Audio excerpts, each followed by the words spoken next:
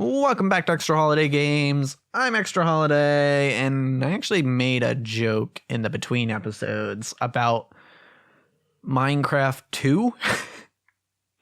I know it's not a thing, and I kind of hope that it never is a thing, because I don't think you would be able to, well, at the very least, I don't think the current owners of Minecraft would be able to make something as good as this. I actually don't know what I'm saying.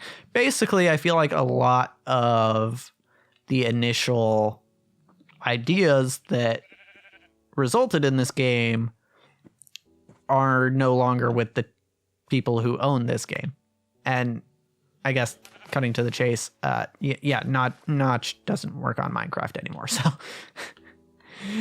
that's partly what I'm getting at, but I don't think he's the only one that was responsible. Nor do I think that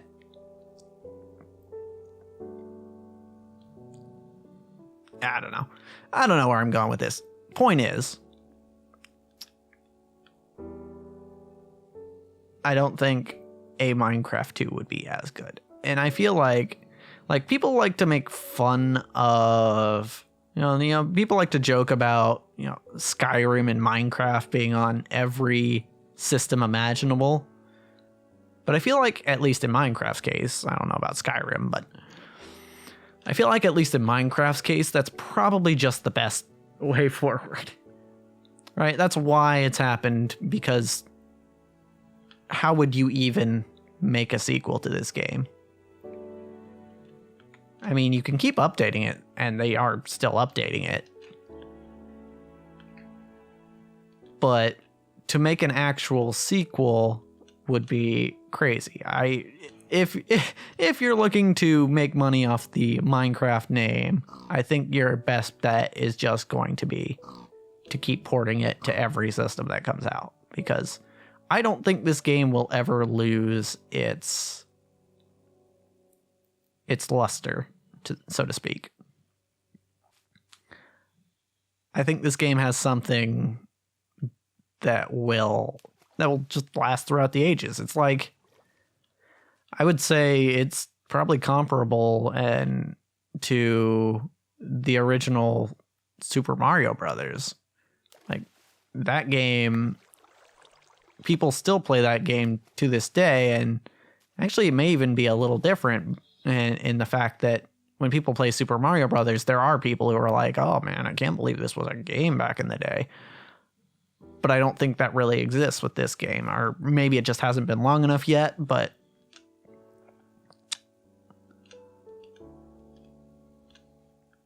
I feel like it's in that same category. I guess you would just call them classic games. But yeah, I feel like, well, I guess I kind of proved my point too, because Super Mario Brothers is a game that also gets constantly re-released. So yeah, I mean, it is this. I guess all I'm saying is that this game is a classic, and unlike Super Mario Brothers, I don't think you could really successfully make a sequel to it.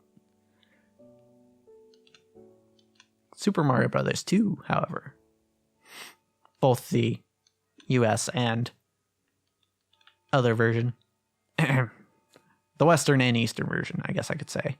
I don't know if, I guess Mario, I don't remember exactly. I know that the US and Japan have different versions of Mario 2, but I just don't remember what the rest of the world got. So I would say Super Mario Bros. 2 USA and Super Mario Bros. The Lost Levels, they're both good. I would say, it's been a while since I played Lost Levels, and it's kind of, arguably, it's less memorable than Mario USA. But would I say that either one is better than the original? I don't know. I think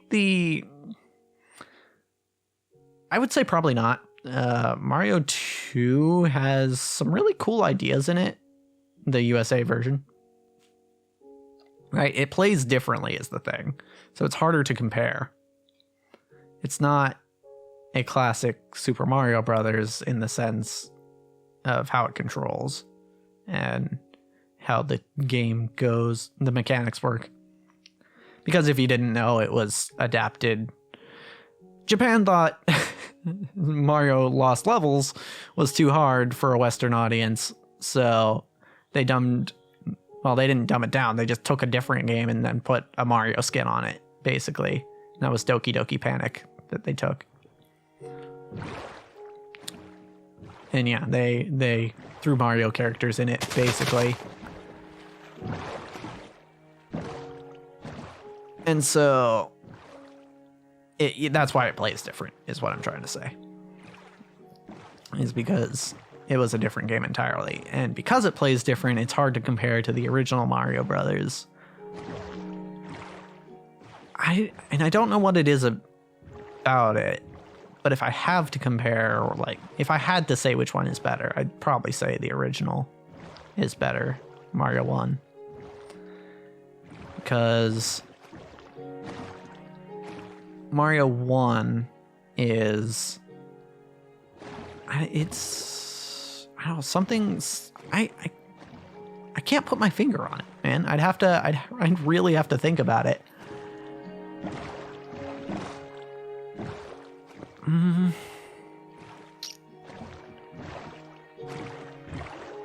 Mario USA kind of feels like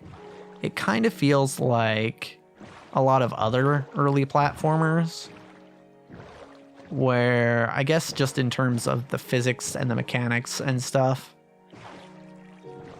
But Mario 1 doesn't. It feels like something different. And I think that because what it does feel like is something that is just it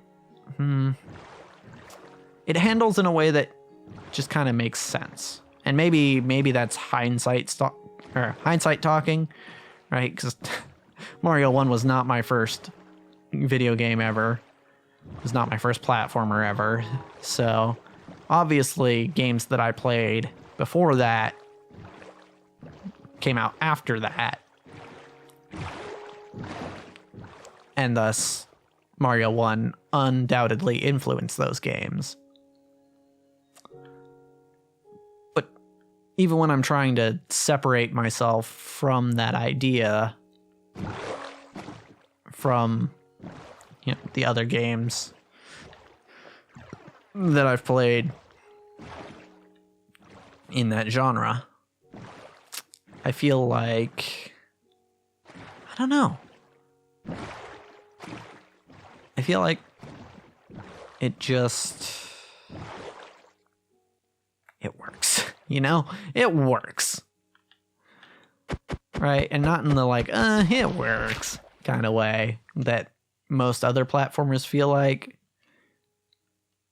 It feels, I guess it's kind of one of the first platformers where you really feel like you're in control of the character. And I don't mean that in like an immersion kind of way. I mean that in a just game feel kind of way. Mario 1 is one game where it definitely feels like when you die, it's your fault. And I harp on that idea so often, but I really do believe that it's a very important thing when you're trying to make a good game. It's like when you fail, it's your fault, right? Because it very much, it does a lot in the way of keeping someone from getting mad at the game and keeping them playing and having a good time, because then it becomes not you versus the machine, but you versus yourself. And it's a lot harder to, I don't know. I want to say it's a lot harder to stay mad at yourself, but I don't think that's true.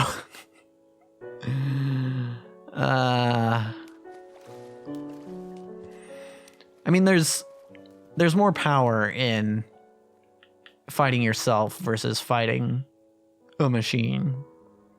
Oh no, I haven't been down here. That's just lava. Okay. Right. If you're the problem, then theoretically you can do something about it, right? But if it's the game that's the problem, then you can't really do jack diddly. Ow. All right, let me dig my way out of here.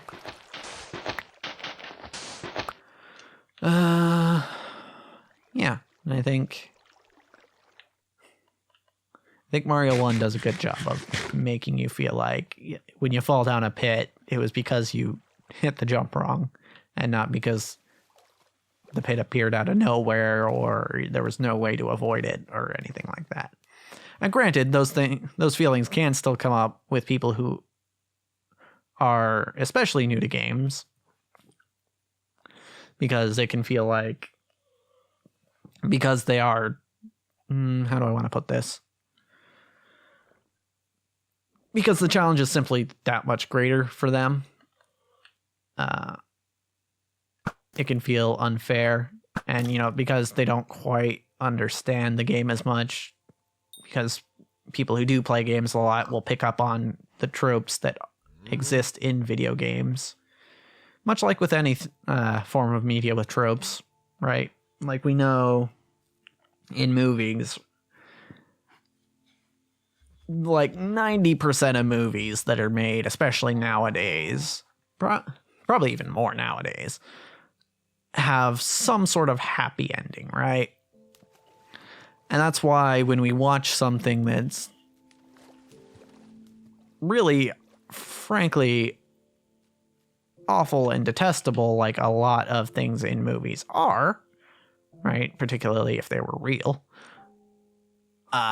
we can be like, oh, we don't, walk out of the theater disgusted because we know things are going to turn around, basically.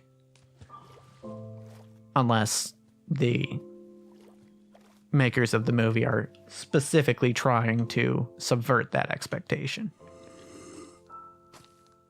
Because that happens too. And that's the kind of thing I like to do in my storytelling. But most of the time, we sit there because we know, like, oh yeah, the good guys are going to win, the bad guys are going to lose. And that's neat, It's neat to have those tropes so that you can to provide some sort of comfort, but for people who aren't familiar with those tropes, they can get a little lost in any form of media. But that's okay. It's really nothing to blame anyone about. That's just kind of the mechanics of how it works, It's how the game plays. You can play around that by doing things like, it's just talking to people who know things more. Like, there's a series I really, really like on YouTube, and it's a pretty popular one, so you might have already heard of it. But it's the Gaming for a Non-Gamer series by Rasputin. That's who it was. It's a great series because it really does shed a lot of light on that sort of thing, on how there are a lot of things that people who do play a lot of games pick up on that people who don't play a lot of games wouldn't, and how that can be kind of a problem for people who are trying to start playing games, and how a lot of those things are just kind of ignored by people who make games, taken for granted.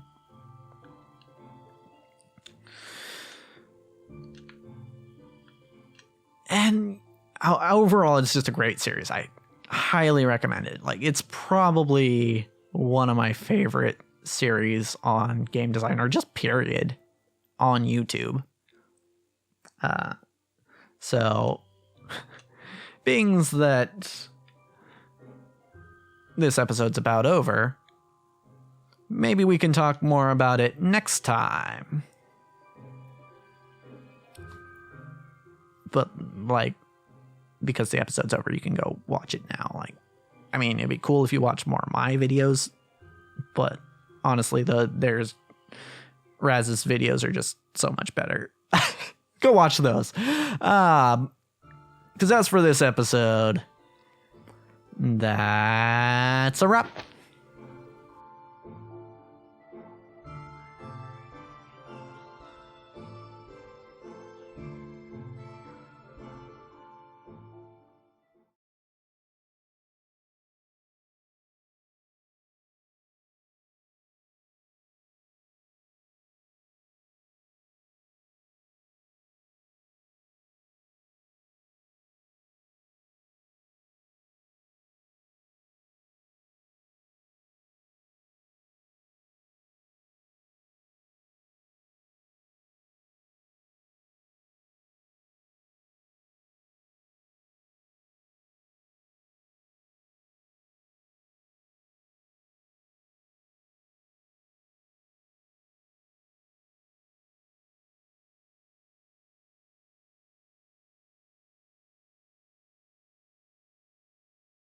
I like games.